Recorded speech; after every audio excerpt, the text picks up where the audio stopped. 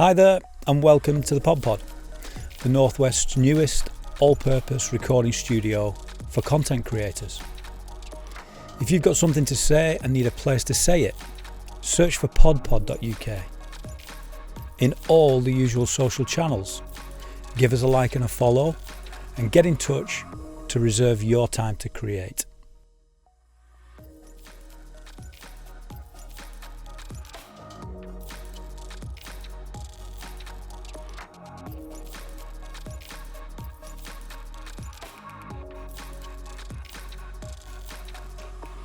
Right, welcome to the next podcast funded by Proper Good. Today we have the honour of bringing in Rebuild with Hope. So can you introduce yourself? Yeah, so my name's Louise Atherton and I'm the CEO of Rebuild with Hope. Yeah. My name's Joshua Hill and I'm the Digital Inclusion and Projects Lead at Rebuild with Hope. Brilliant, yeah. And I think a lot of people, most people probably in Wigan, know about you. But do they really know the true story? Because I know I remember, obviously, we've known each other for a few years now, but I know when the big article came out in 2023, was it? There was talk about Britain's biggest charity shop. Yeah. And the comments that were made on it. So ultimately, that's not just what you are. So No, definitely not. So yeah, most people in Wigan will know us for the shops. The Hope shops. Yeah. So we, when we met David, let's say August 2023, we'd taken over what was the old Debenhams at the time. We were offered that building, and we set up obviously the retail of the business from that building and work with social enterprises like yourself. But what people don't know is the income that we generate through the retail outlets is to support people with barriers to employment. So we run an employability programme. We work with ex-offenders, refugees, people that have struggled to access mainstream employment without some additional support. And every time I tell people, they're like, oh, didn't realise that you did that. So that bit was where you started, wasn't it? So when did Rebuild with Hope found? Because you've been doing a lot longer than 2023. Yeah, not a lot longer, to be honest. So I'm the co-founder of the organisation, and it was established in 2020. But we didn't really start doing anything with it till late 2021. And at that point, the idea was that we would work with communities. So we were very fortunate to have a lot of stock donated to us. So we set up community sales across Greater Manchester. We went to Firclent, The Brick, St James's Church, St Stephen's Church, a lot of kind of local organisations that worked with people with barriers. So it was kind of food parlours, food banks, people that supported the homeless. And we set up sales there where we were selling stock, all new stock donated to us at round about 70% off the kind of recommended retail price. So they became very popular. And when we went to the community sales, we took the beneficiaries that we were trying to support. So we had people that were serving prison sentences or had just left prison. And what we were trying to do was develop the kind of transferable skills, reintegrate them back into communities. So we did that from about, I would say, August 21, and then we were offered the Debenhams. We were actually offered Debenhams in October of 2022, but it took all that time really to get things sorted. And then when we got Debenhams, it just kind of exploded, really. So that's when we became known around Wigan, I think. A bit more so, yeah. Yeah, and we work with other charities, so we work with The Brick, the Book Cycle obviously Project. Proper Good had quite a few stalls, Cycle Project. So and then from Debenhams, we the lease that we had was a 28-day notice, and we were served that notice in August of 24. So we moved out of Debenhams into TK Maxx, and then into Wilko's. So now our kind of main retail store is in the old Wilko's, and our community hub, which is where most of our kind of community and charitable activities take place, is in the old TK Maxx. And we run a programme from there every day. So I think we've got 12 on programme at the minute. Like I say, either serving offenders, ex-offenders, or people with barriers. So we linked up with the Restart programme, and we've employed, I think, 17 people from Wigan who have been out of work for over 12 months. We've actually employed 50 people from Wigan, but 17 of them at least hadn't worked for years. So we support them into work, and they still work for us. Brilliant. So what's your then role then, Josh? So I work in digital inclusion, and then I work in project as well, which basically means I do a little bit of everything. But obviously when lads come in on programme, I'll do an initial induction with them, a digital induction, just to get an understanding of where they're up to. Some of them have been in prison for 15 years, since before the first iPhone came out. So I get a very wide range of digital ability. So I kind of assess that initially, and then follow that up with one-to-one sessions. So I've done things on working with Excel, the obvious, all the way through to how to do a digital invoice on using something like Microsoft Word. So I do a lot of basics and things like that with the lads. And then outside of that, so the move that we were talking about from Debenhams, that move actually went from Debenhams into what used to be TK Maxx, where we had to condense everything and hold on to it for enough time to then be able to spread back out into Wilco's. So I oversee those types of projects just to make sure everything's where it needs to be at the time it should be there, or I do my best at least. But yeah, I mean, in terms of the charity and getting we want to help people understand the benefits of working with us, employers, and then also the benefits of us being here for the community itself.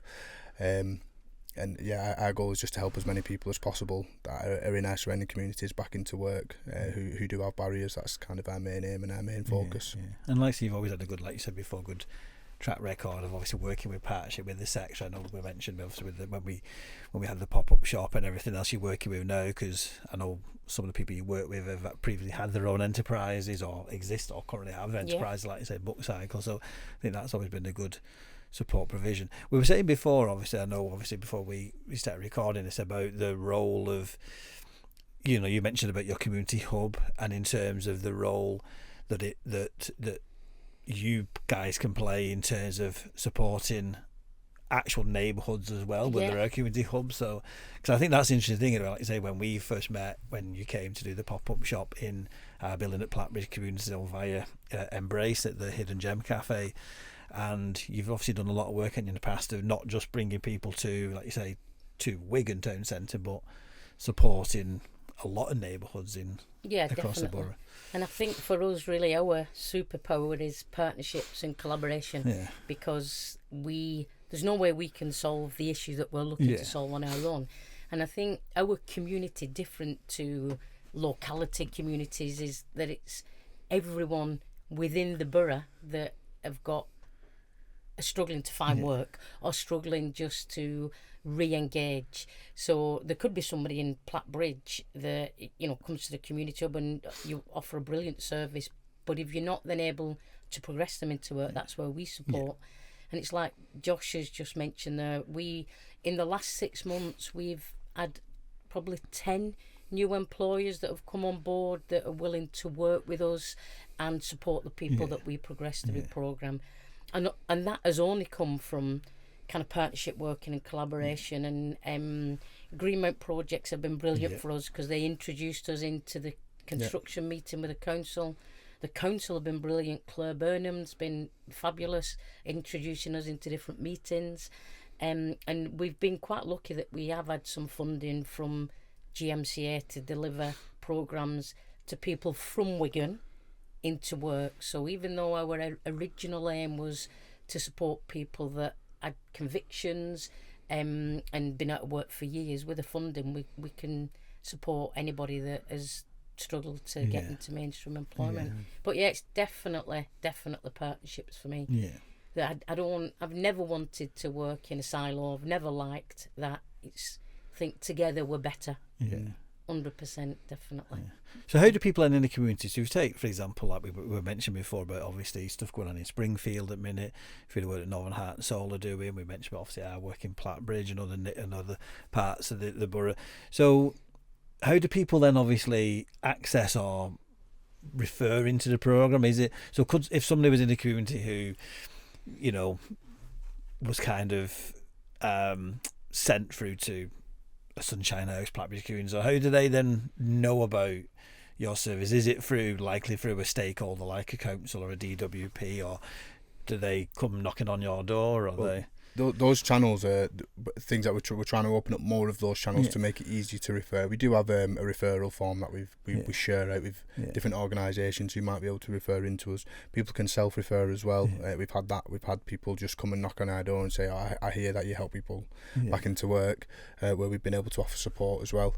But yeah, essentially we can take. We go through a bit of an interview process, if you like, just to make sure the person's in the right frame of mind, because it is about getting back into work. So we're looking to take people onto the programme who are serious about getting back into work. But if you've got a barrier and you're serious about getting back into work, you qualify wherever the referral comes from. It doesn't really matter to us, does it? Yeah. So somebody comes into me at Blackbridge, for example, and because we don't want to compete and things like that. So for us, if somebody comes in and we identify that there's an element of a barrier, we were talking before about when we used to have groups in the past, like the men's sheds group. We've got obviously groups in our building, for example, at Blackbridge at minute, where people are coming in facing a barrier. They might obviously get involved in an activity like a crafting activity, for example, where they're learning a skill. But sometimes, I don't know, when, for example, we had the men's sheds at Blackbridge, the guys love coming in with the talking. They'll enjoy coming and having a chat. You know, they lost the pubs, they like having a chat, they like making skill. But the one thing we didn't have was that training bit. We didn't have that employability bit, and so obviously they're no longer around. But I know a lot of groups. So to know that actually some of these groups, deeply rooted in neighbours, could say, I'm going to bring you guys in. Yeah, definitely. And then that's a good. I'd say as well, David. The fact that you know that, and for anybody else who might be listening, if you have groups and organisations like that and you want us to come down and give an explanation of our programmes and what it is that we can offer, we might be able to support. We're always happy to come and give a quick presentation. We're hoping to be able to do that at Wigan Council, to kind of give the council a good idea of, or an even better idea of what it is that we're doing, so we can spread the message as far as possible. But we'd be more than happy to do that, I'm sure, to come and give a presentation. With the whole Live Well movement, we know about the whole GM Live Well movement. If we are now going to look at neighbourhoods and services out there, then you're right, from you guys as a social enterprise and as a charity, it's great to be able to kind of bring somebody in to kind of deliver these services, but ultimately know as well that some people will be able to also come to your service and come to your provision, etc. Some people might say, I'd rather just come and get your service, because you're fairly central in, obviously, the centre. And we're definitely looking to develop our outreach office. So the programme with GMCA, we already work with a couple of other organisations like Mind, Body and Health and Green Slate Farm. So we already take some of our clients or beneficiaries to those areas, but we are focusing on we have got a partnership manager and a volunteer coordinator who are starting to go out a little bit more. And you mentioned earlier about competition. I'm very competitive, except in this line of work. There's no need to compete. There are so many people that need our help across the piece that it isn't a competition. It's collaboration. And you guys have shown that in the past. I know when I was actually had a chat with Ellie last week from Epic Hope, and I know when you guys supported Ellie with the Joining the Dots event when you was over at Debenhams, and I know that was the first opportunity I kind of got to see.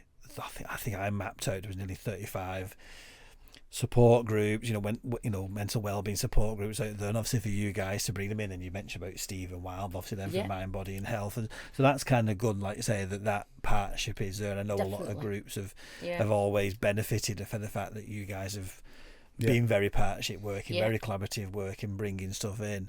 I know more and more I've started to see, and obviously we know there's some great. You got Gordon works for you now, does he? Gordon, Gordon's he's a good stalwart of our community, etc., and our sector, and etc. And it's kind of nice to see people who as a sector have got that respect and you've got that kind of knowledge and passion, and the fact that you guys are. And I know there's what the lady's name now used to work for Happy Place. It works for you guys now. What was her name now?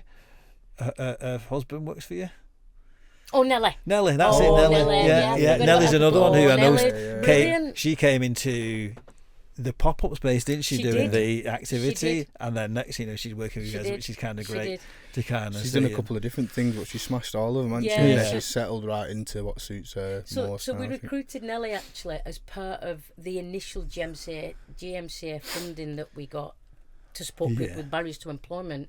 And I think one of the things that we kind of do look at is, as I'm sure all employees do, is how people will fit into the team and how their kind of ethos fits with us. And Nellie was a perfect fit.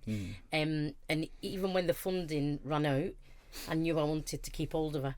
So she's now a graphic designer, because actually that's what she is. She's a graphic designer, but she came in to support on the programmes, and obviously she'll continue to do that. But yeah, it is really good to work with people that are embedded in the community anyway, and obviously they've got that kind of ethos. They want to support people in the community.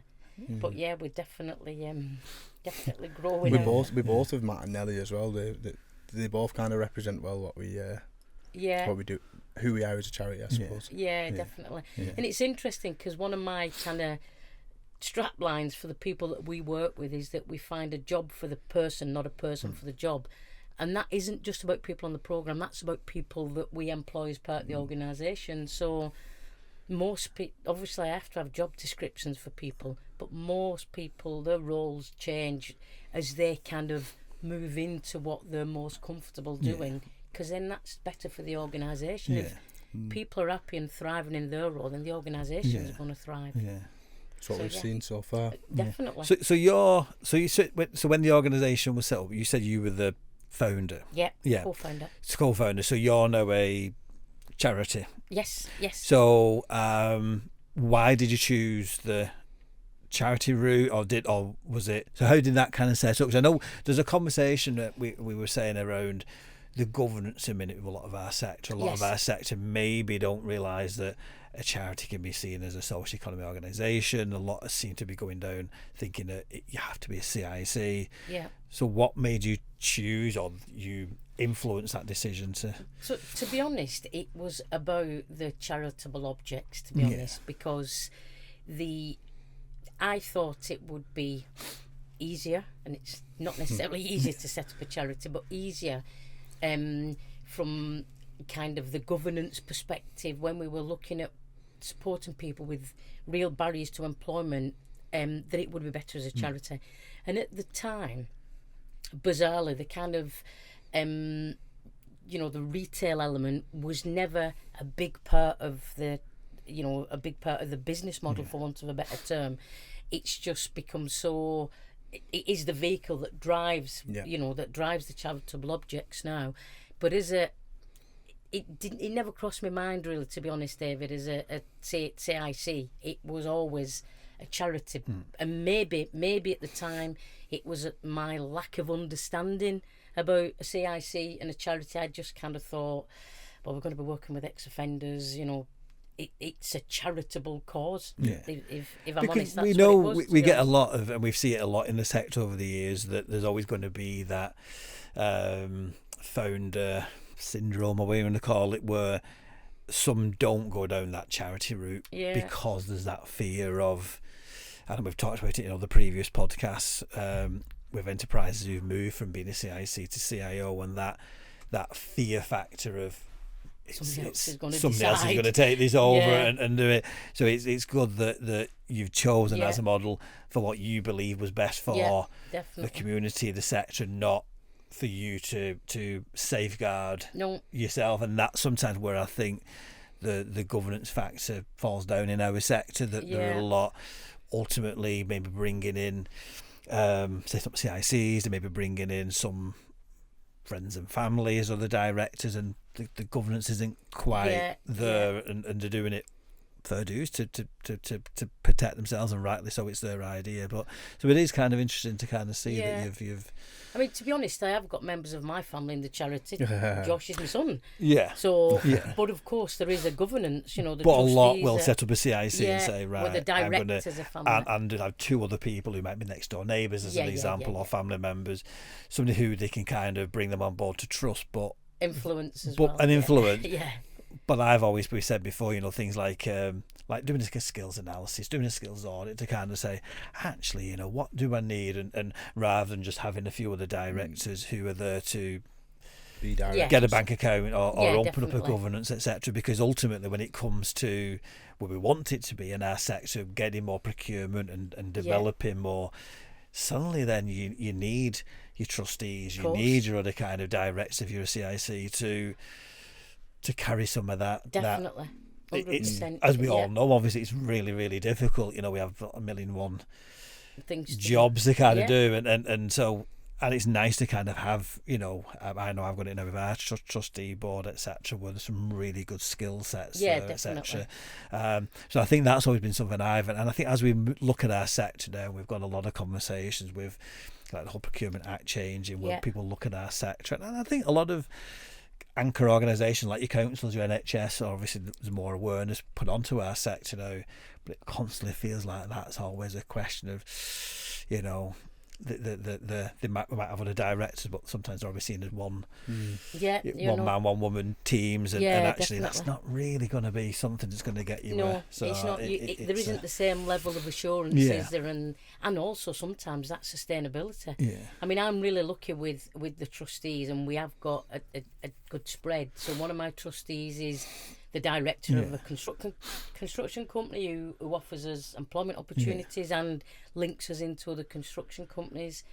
I've got one, well, in fact two, but one of them has just left the prison service, prison governor. If we've got any issues with the the prisons, what I am missing, I have to say, on my board is somebody from Wigan. Seriously, that I haven't got anybody that is from the local community. And what skill would you want that person to bring, as well as obviously the experience of the local area? Or? Well, it would definitely be experience of the local area, and because I think that bit is definitely missing for me. And as we said at the start, people know us because of the shop. They don't know what we do because.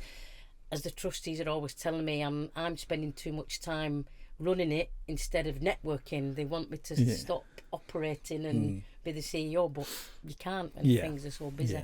So it would be good to have somebody from Wigan, and also probably somebody. I haven't really got anyone whose specialism is finance at the minute. I've got HR, obviously I've got the prisons, retail. We've got all that.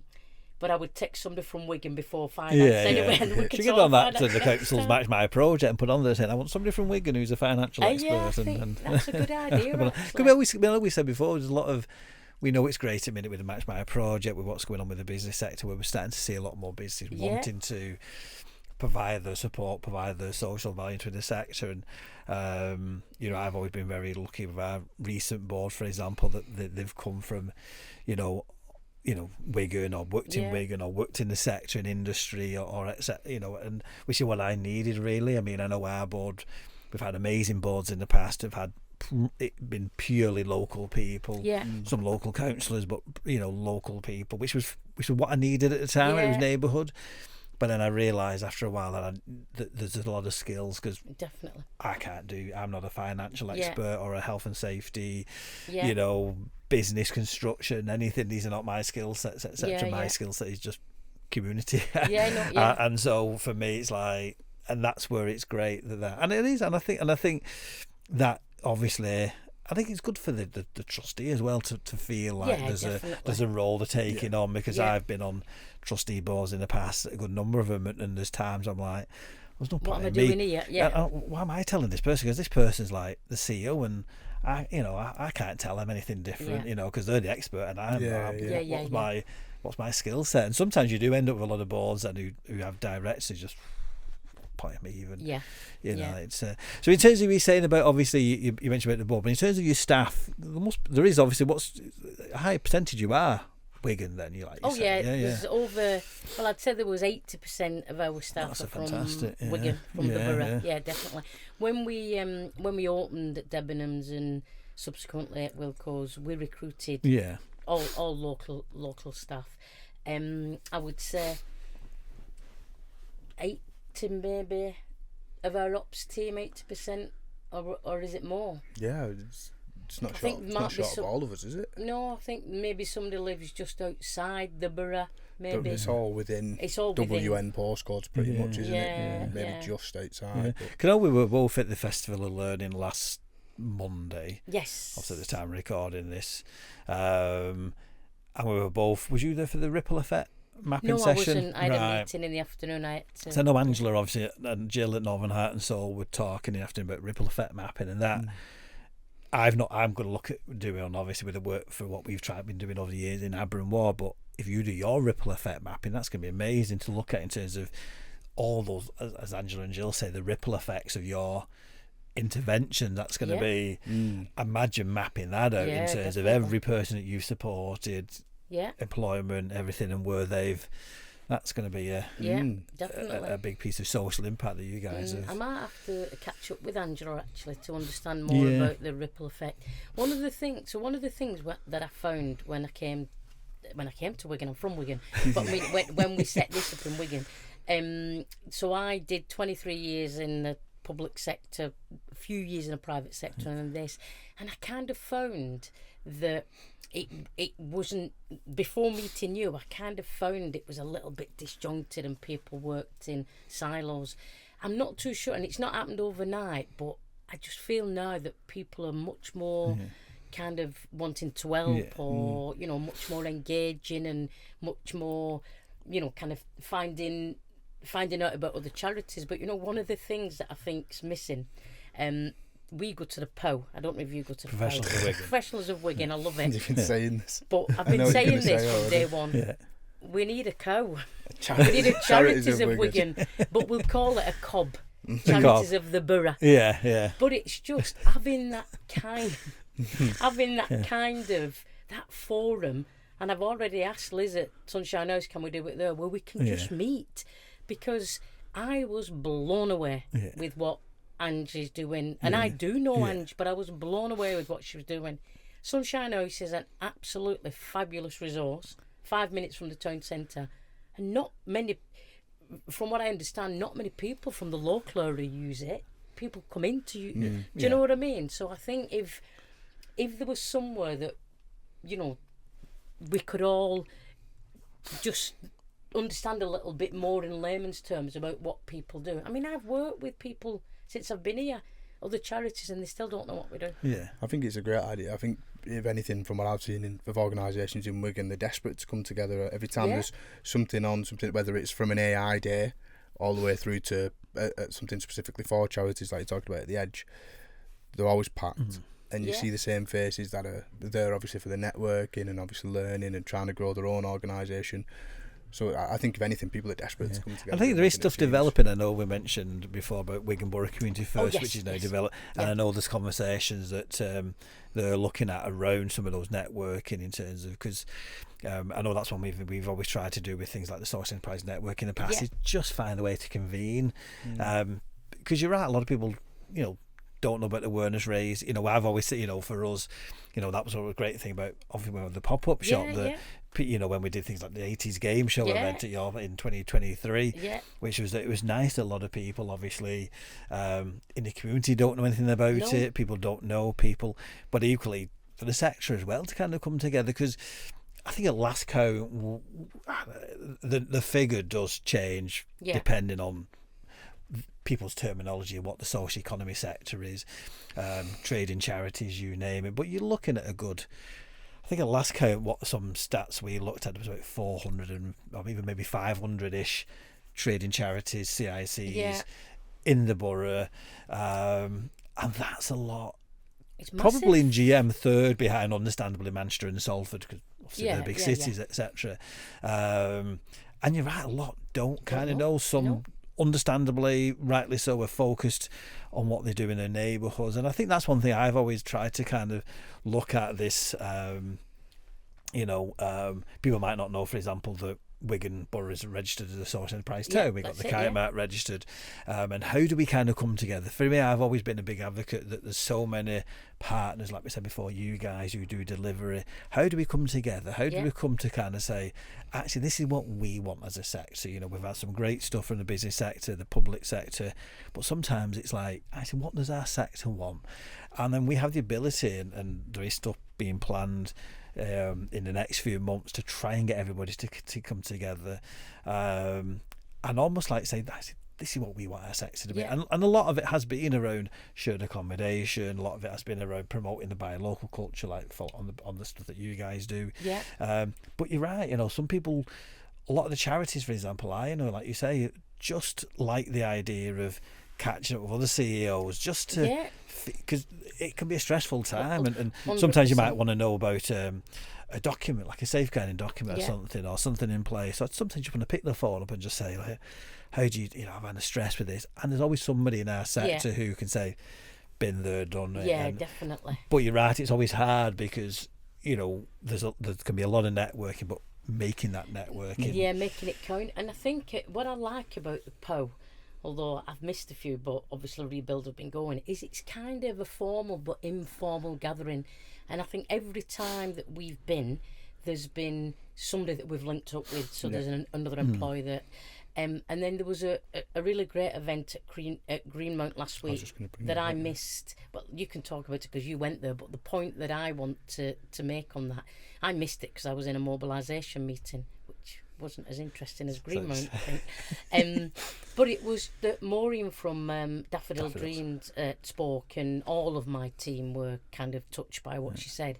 But one of the things that I found out from that is that Maureen's doing some work with Thorncross Prison, or wants to. We set up in Thorncross Prison. So that link for Maureen, what Maureen wants, is already, it's there, we've got it. You know, we can support with that.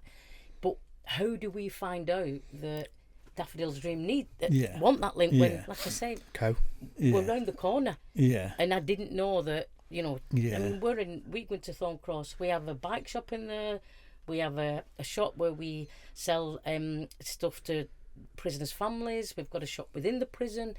So well, if Maureen needs to get into Thorncross, then she can come on a visit with me. Do you see what I mean? It's understanding that kind of... It was further to your point what I was going to say, basically, about, you know, 4 organisations spoke, Wigan Youth Zone being one of them, Daffodils Dreams being one of them, who we already know, but then giving their story to a room full of people, I was like, oh, that's a way in which we could connect. And I'm sure vice versa, if we were stood up giving our story and out what we do to a room full of people, as did happen at POW, people are like, oh, I didn't realise that could link with this thing that we do. And I think if there was some set time where it's like, this is, come here, meet, discuss what you guys do, and figure out ways for you to link up to widen services. I think, I know we definitely would, and I think most organisations would jump on the back of that, because there's the Brick as an example. They're an organisation that can help people who are, you know, with homelessness and kind of get themselves back on track. We'd be a great natural next step for somebody who's come off the streets, you know, is receiving care for you know, addiction or something, whatever it may be, who wants to move on and find employment and become like, there's a great link there. Or Daffodils Dreams, who are providing clothes. You know, there's links with everybody. It's just having a set, not only hearing the story, but having, because like I said, we heard the story at the Greenmount, but there was so much other stuff going on. You don't have the opportunity to go and speak to each organisation and say, I'm thinking this, you're thinking that. Let's. So I think with an actual event where that is the point. And there is stuff going on at the minute in GM, and I know I've briefly mentioned it in previous podcasts, and I know the stuff that's going out at the minute.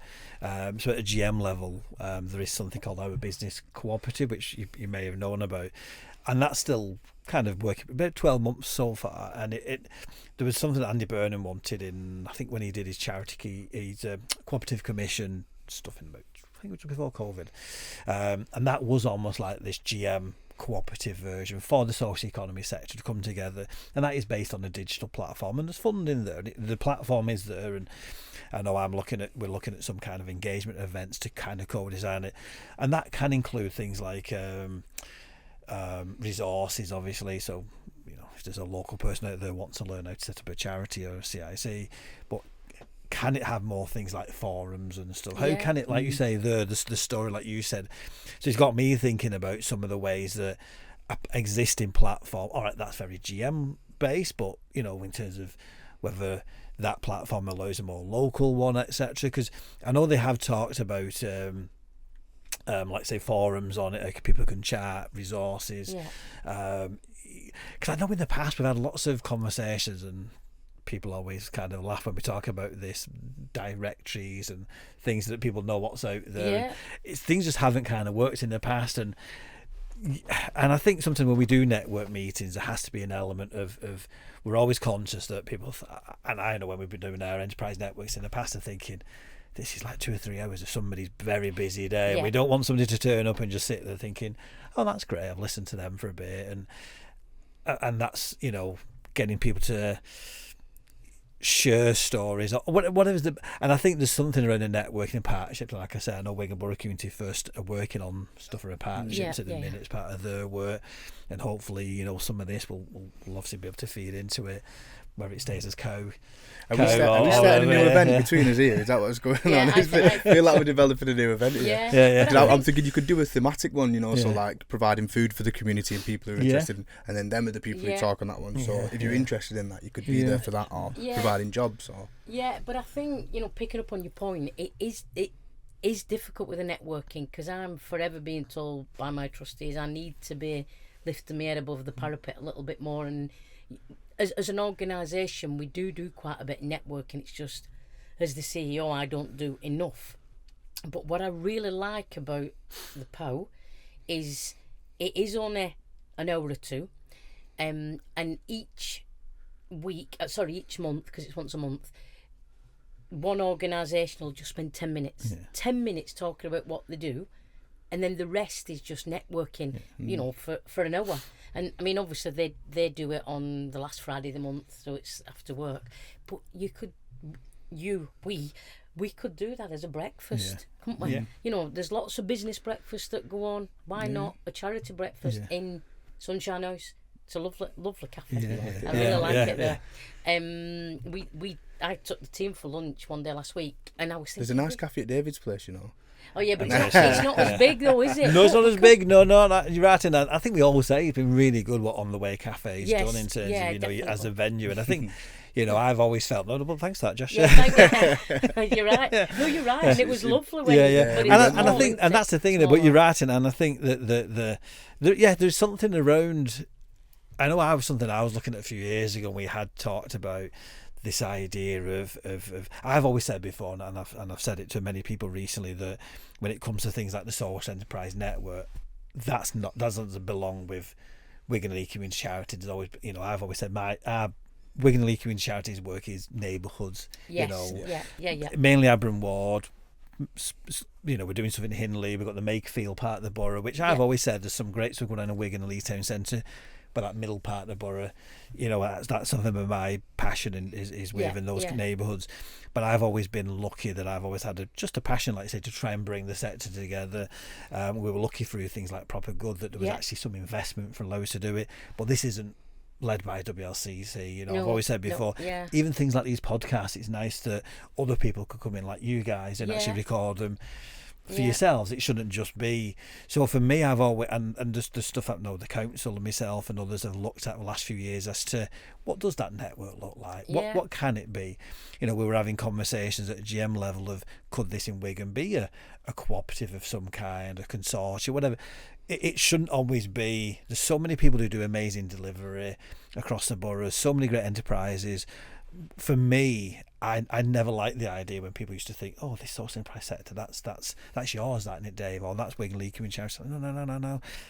I'm just trying to facilitate it and convene. I was told you were the person to speak to when I got here. Well, people do. There was nobody else. Then there's a million one. Speak to Dave Baxter. But there's another million one other people who do it across the borough, and you know, you look at like Lee Spinners and where they fit into it. You know, they have amazing community there, for example, of tenants. You've got every place you've got. So for me, it is going to be fascinating how this that we're talking about there, that you know, it's been developed in this room. But you're right, and that for me is what it's always been about, because there's always that something that, you know, when and it always goes back to, like, you know, funding of it, and I understand that some organisation has to sit on the funding or whatever, but it just always fascinates me, and it's great obviously with things going on with Wigan Borough Community First a minute about their partnership working, so it definitely feels like the way things are going to develop. And it's interesting that you said that about funding, because when we first started, of course we know about the big charities in Wigan, the Break, you know, Youth Zone, obviously Daffodil's Dream are not a massive charity, but they get a lot of kind of support. But they broke through that, and I think I know where you're going, they broke through some of that ceiling of, you know, they're not a big charity as we know others to kind of be, like you mentioned before, they broke through it in a... Definitely. But there's a lot of charities that can't break through. Yeah. And I remember when we were submitting a bid once, and I'll not name there was two kind of really small, in fact I think one is a CIC, and they were really struggling just to even be able to access the fund because they didn't have the turnover that they needed in their accounts, or they just didn't know how to write bids. And I said then, and still maintain, I'm more than happy to collaborate on any bids where, you know, if people are doing something that we're not doing but will benefit the cohort that we're working with. We've done that as well, haven't we? We've done that, and I do feel that that's where there needs to be more kind of awareness and kind of a consortia approach, and to collaborate to help the kind of smaller TICs and charities as well to be able to thrive. Because obviously funding is always an issue in this sector, which does sometimes create that perceived kind of competition and I want to keep this. But we just need to give people confidence to know that if we do it together, it'll be better for the people we're trying to support. It's a strange kind of competition, because if you win, the only people who lose out are the people that you wanted to help in the first place. That's it. So it doesn't make sense. So in terms of your, you know, you've had an amazing few years so far, like you say, since 2021. Well, 2023 we started it in but it was 2020 late 21. What do you see your next, obviously apart from Co, which obviously where do you see, what would you like to achieve in the next 12 months? Where do you see Rebuild being in the next 12 months? Okay, so Josh is dressed gruffly for a reason today. So apologies. I don't know if you want to talk about... Well, I brought a change of t-shirt. I was hoping I might get recovered. So I've been dealing with the kitchen as part of a property that we're hoping to run a pilot in. So housing is our next step that we want to go down, and that's not necessarily supported accommodation.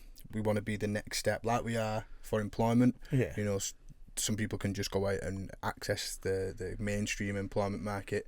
Some people are not quite ready and we want to do the exact same for housing. So I kind of gave that example of the brick earlier with that thought in mind of, you know, somebody who's gotten off the streets, gotten themselves back on the feet, but now want to kick on with the future of their life. We want to help them in every aspect of that. So you alluded to it a little bit before, Louise, with employment is just one aspect of helping people get back on the feet. Housing is obviously another massive part of that. So if we can help someone get into a stable situation, both with the housing and work, when they then move on from us, they're in a much better and much stronger position to actually continue that out and not fall back into old ways, or, you know, end up back at the beginning of the... So that's coming for us. We've just opened a new shop as well. Wow. Okay. And also we've just been awarded a contract with the council to work as part of the Alliance to deliver a programme for refugees. Brilliant. Okay. So we're one of, I think there's 9 other organisations across the borough that have got some funding, and we're coordinating it. So again, it's kind of supporting people with barriers to employment. But it's kind of an interesting... Accommodation was always going to be part of the offer, because my background's prison service, and I still remember the kind of resettlement pathways, and the 3 main ones for me, obviously there's the debt and, you know, kind of substance misuse, but family, accommodation, employment. If you've got a good man or woman behind you, and you've got a job and you've got somewhere to live, you're much less likely to commit crime, and you're much more likely to live a successful life and contribute to society and the community that you're in. So we're trying to kind of work on that.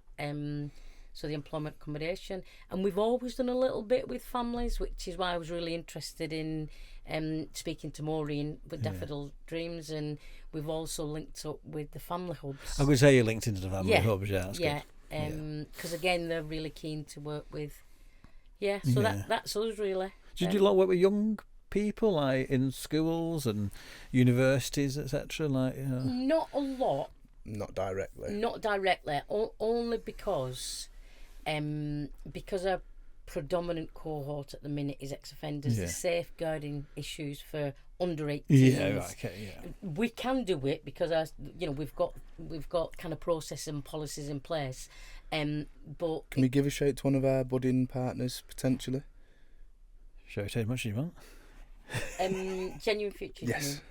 Yes. Because they work directly with young people. They're an organisation that sprung to mind when you said before about those trying to break through, doing really really good. Good Genuine Futures. Genuine Okay. Futures. So they're based in. They're not focused in Bolton. Wigan. Okay, So that's they're good. still legit GM. Well, Well, we do a lot of work with Bolton. Yeah, some great stuff. Well, that's two passionate founders again who really want to make a difference, but they're just struggling to get that breakthrough initially, aren't they?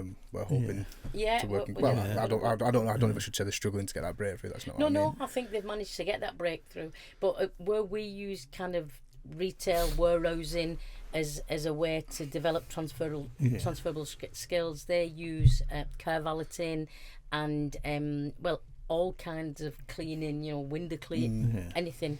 Any kind of domestic cleaning type services. Bit of digital training as well. And they're really keen on doing the digital stuff, aren't they? Hopefully they'll do the e-commerce stuff. Yeah, so we're looking to work with other partners that got do the same thing for younger people. Yeah. I mean that example you mentioned of that kid with the garden before, it's so good that. Oh yeah, definitely. Because it's if you can give kids self-esteem and a bit of agency and self-esteem, show them they can solve their own problems and they can deal with the adult world at that age. They're going to have no trouble. Them kids, you know already they're going to have no trouble. And that's what we were saying. They've got control of their own lives. It's nice young person wants to do that, but what is that intervention? Where is our support as a sector going to be to kind of say, this is going to be a career that I'm going to do? Because you're right, it makes sense, and it obviously ticks the whole. Whatever word we want to call it. I know people use the word community wealth building a lot these days, etc. So they're keeping it local, and the whole Wigan pound gets mentioned, and or even GM, etc. Like I say, working with some of our partners. So in terms of and I've mentioned this to a few people in the past. In terms of a perfect day, so imagine today, and stick with me on this. So if you when you woke up this morning, thought, right, this is a perfect day, and so that's 10 out of 10. And have that in your mind. Where do you see rebuild at the minute out of a score?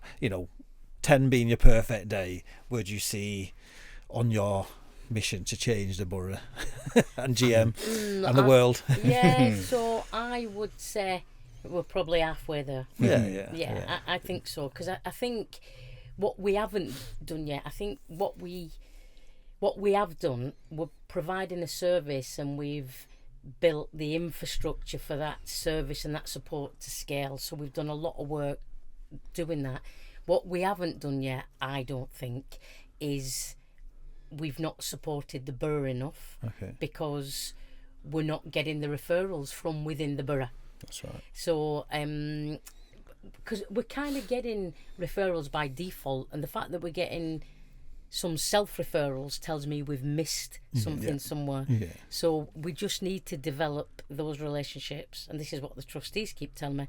I need to get out there and develop the relationships with DWP, and we've got. Are you doing that through like the family hubs? Has that shown any kind of? Because you mentioned about your family hubs you linked into. Or? To be honest, we developed a relationship a while ago, but again, the kind of job takes over, isn't it? So the operation kind of took over that, and we've just reinitiated that contact with Karen Hock or Karen Knock from the council. So we've got another meeting next week, and we're going to kind of embed that relationship. But it's just more getting more involved in the borough, to offer our services, not just our products. Do you know what I mean? It's that bit really. We've got an interesting link at Tilsley that I'm really excited about. We're going to be working with the family up at Tilsley, Brilliant. offering some support in the cafe there, putting some sales on. So yeah, we're kind of developing our footprint. Yeah, that's good. It's like you say, yeah, we've built the infrastructure, we've built the machinery. It works. We can take people who aren't in employment and get them into employment as simply put as I can. But we just want more people in Wigan so we can help more. But you've proven already. You've proven already with the people you work with already that your interventions, going back to what we said before, the whole ripple effect. This works. So actually, why not then? And it's finding those people, etc. And we said before about the live wells, and there's going to be lots of hubs and schools and networks kind of going on, etc. Then and if there's capacity out there to.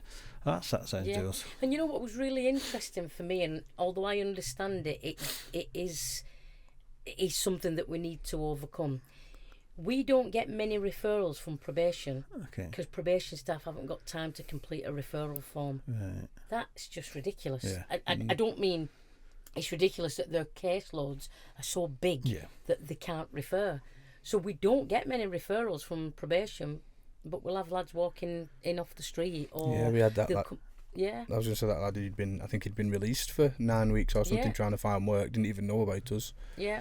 Self-referred and the rest is history. So that's difficult, really. That it's a process that's stopping people coming to us rather than the service not being here. Yeah. And I think the other thing is as well, there are, like the Restart Programme and DWP, there are a lot of big organisations that are funded through government to deliver the service, but they don't, and I'm not criticising anybody, and I've worked for organisations that deliver those kind of programmes, they don't really feel like we feel about supporting local people.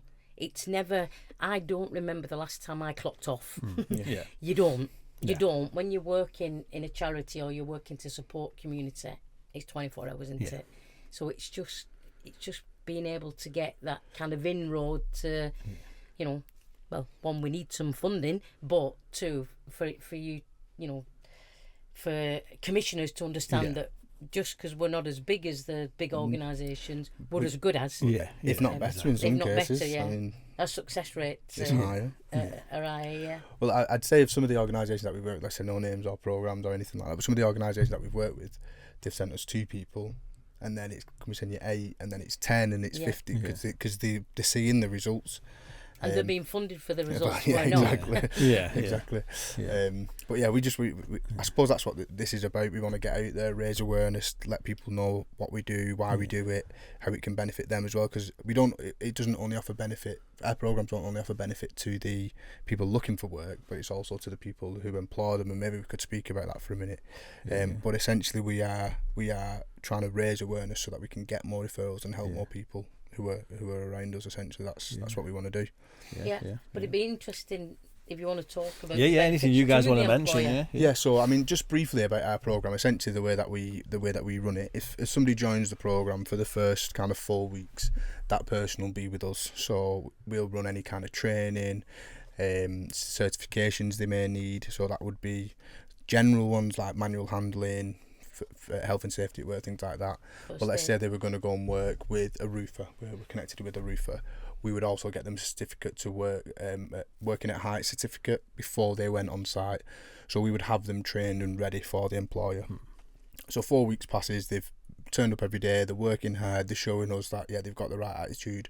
We can send them on to somebody we have a relationship with at no risk because we know they're going to do a good job. So for that next 8-week period now, this person can potentially work for you for that 8 weeks fully on work experience. So they're still on our payroll, still our member of staff. They are just coming to prove themselves. They're capable of doing the job. They're going to be reliable. They're going to be there and on time. And like I said, there's no risk whatsoever to the employer at that point. Through that period, through that 8 weeks, I'm giving these time frames. They're not, it's different dependent on. It can be different. The need.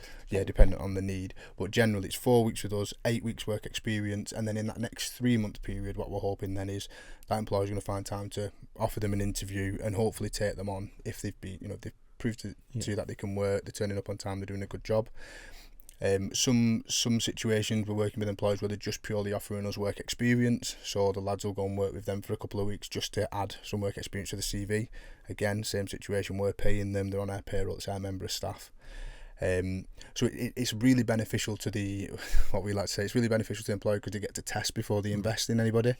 So unlike a traditional employment agency where you're paying a fee up front, they might leave after 6 weeks and you've got to fight for your clawbacks and refunds and all that type of stuff. What we're saying is we're so confident that the people we send to you a value, we'll pay them while they prove themselves to you.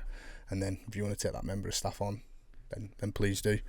And like I say, we're not, like Louise said before, we're trying to find a job for the person, not a person for the job. So that they might come out to us with the understanding that they're going to go and work with the roofing agency or go and work with a concreter or go and, so we will give them relevant training to do that job before they ever go and do it. So our idea is to have a warm handover of a ready to work employee at no risk to the employer. So it's, I know you linked in with some of the skills teams. I know on some of the stuff that they talk about with the skills strategy, I think Claire Burnham leads on a lot of it around some of the skills around digital and green, etc. There's so many opportunities out there that linking stuff in. We're not really fully linked up, but we're on the provider network, and I have been on a few meetings with Claire, and like I said, Claire's brilliant, but we've not, again, because people don't really understand what we do. So we are, we're centre accredited to deliver not all the qualifications, we do buy some in, but we are a centre accredited training provider. We just haven't spoke about it much because we've not had time to. But definitely this year, this quarter, definitely going to make sure Wigan know that that's what all these efforts are for now. We're just trying to get out there and spread the word as much as we can. Definitely. It's one of those, because I know we're all like, I need to get on my emails, but it's important. It's what we need to do. It is. Like I'm saying to some of age, I've said a lot in the past, so it's never going to happen. I'd love to just get to that stage where when we're in, like you say, talk about young people, for example, or anybody, like, I know it's never going to happen, but, when you get to like bus stops and things like that, you go across the borough and you always see film advertisements or Burger King advertisements or McDonald's advertisements. Like, why can't it be nice to like have a, so a young person could be at Plattbridge bus stop and look in there, think, that's a nice advertisement there. I've done it again. Every time I come in here, knocks on. Every time I've done it's also, the bloopers reel on these podcasts are going to be massive. But it'd be nice so that people know, and that's what I mean. For me, as a, it's promoting these so that these should be, etc. That people know these services exist and that it's not traditional routes of what we're used to kind of. And I do feel like say some of the stuff that's happening. I mean, it seems to be like with the Live Well movement, seems to be that our sector, and you guys are obviously showing it. Wow, that's going to be interesting to hear. I've got a few things already when you're talking, and I think I can see some stuff that I know we've been looking at talking about, trying to link into stuff like that. Wow, it's amazing. So I mean, there's one of our landlords where we're going to do a project helping him, so it's work experience for the lads, but it actually helps him and supports him in his business, which is with the clear out and for the refurb of those office floors, so the lads will get to see firsthand a bit of labouring, a bit of painting, a bit of kind of refurb work. Everyone benefits from it. And I remember years ago before I set this up. I shouldn't say the lads, sorry. So the programme participants, because they're not all lads, are they? No, but it is mainly at the minute.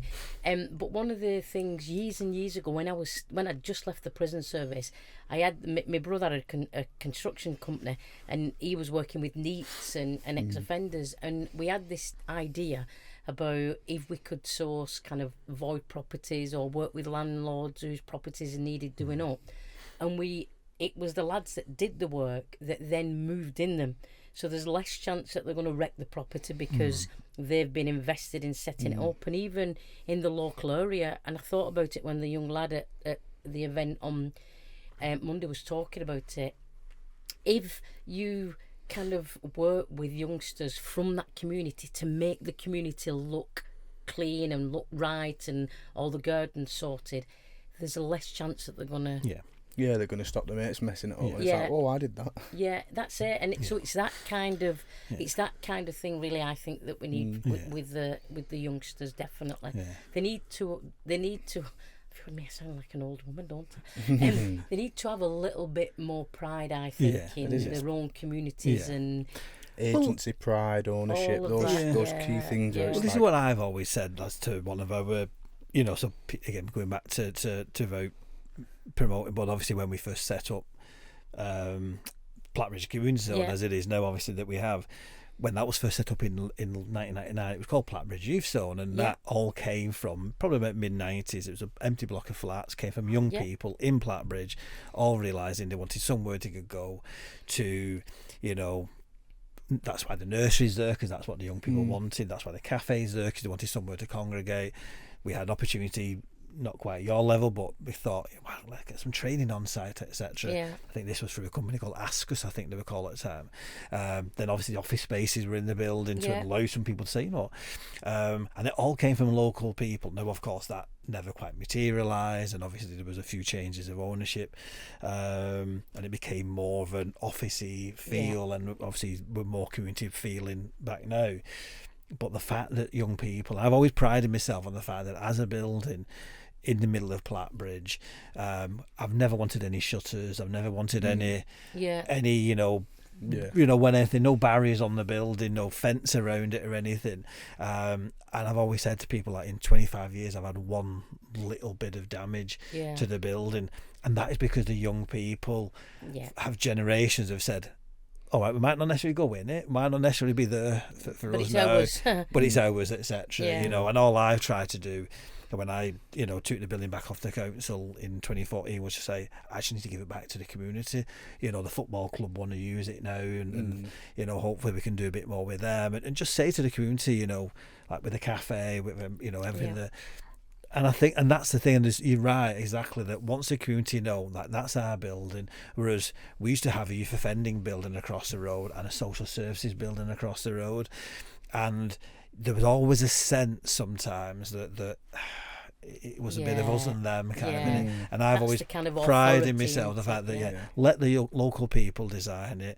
I mean, we've got this question now at the minute. We've just done a neighbourhood plan in Abram Ward, and we've got the community telling us in Abram Ward, it's all going through legal, it's all going through a referendum. This is what people in the community want. What does that mean for the future of Plattridge as a potential town centre? Because that's been elevated to a town centre status in terms of, do we going to have lots of like your Burger Kings and your McDonald's, but actually can we not have something local, etc., that the young people want? Yes, there's the element of a place like Burger King and McDonald's create more jobs, don't they? But equally, are they really giving us the kind of health benefits or whatever? But equally, there's something about our sector and having a line of sight, as we always call it, of community-led buildings where people know each other, where friends and families and relatives and that multi-generation. And you're right, and if every neighbourhood, like you say, has that, and young people aspire to say, I'm going to look after that. And you're right, gardening, litter picking, people, we've seen it in Plattridge now with the football club, it's done amazing stuff. Where the community just get involved in it, and then suddenly they're looking after the field, they're looking after it. It's crazy. It just needs something like that. They leave the goalposts on there and they don't get touched, do they? Exactly. People at one point, you've got to put stuff away. Yeah, they leave them out and they don't get touched. We had an event just after lockdown in Plattridge, and it felt like there was a lot of there was almost like more police there than anything. Like, this is in Plattridge, let's put a lot of police there. It's like, you don't need to do that. People can respect, and now, like you say, etc., goalposts can stay there, things stay up, people look after it. So there's 100%, there's something around that, say, etc. And we have to look at the flats on Miller's Lane that are busted up and not looked after, that are not too far away from the community centre, that's untouched and left alone. So that in itself is testament to people there not messing with the community centre. Exactly, Anything else you want to raise that we've not talked about? No, I feel like we've changed the world. Get the, well, that's what we're hoping to do. Starting with Wigan. No? Wigan Borough. Wigan Borough, don't forget Wigan and Lee. And Tilsley. Yeah. But it's good that we're doing some like... Yeah. But no, it's amazing. I think you guys obviously be proud of what you've done, because I think since, like I say, obviously 2023, etc., and the aspirations and what you've done, it's been amazing, and it's kind of nice to kind of see it grow over the years. And I know every time my follow you on pretty much every day. Oh, there's another Something else happening there, kind of thing. You'll be happy to hear that. Another building. So it is, and it's nice that the future of the town centre as well. That's going to happen over your place clearly within that now with the stores you've got already. And I think there's a lot of good things happening in Wigan, and not just in our a lot sector, of good things like to come. Feast of the Mills and all of that, and what's going to happen in Debenhams, even though we got kicked out of it. But there's a lot happening in that. It's and like if I have kind of colleagues or people from other boroughs, they always say that Wigan is up and busy. coming. Busy. Yeah. The footfall in Wigan compared to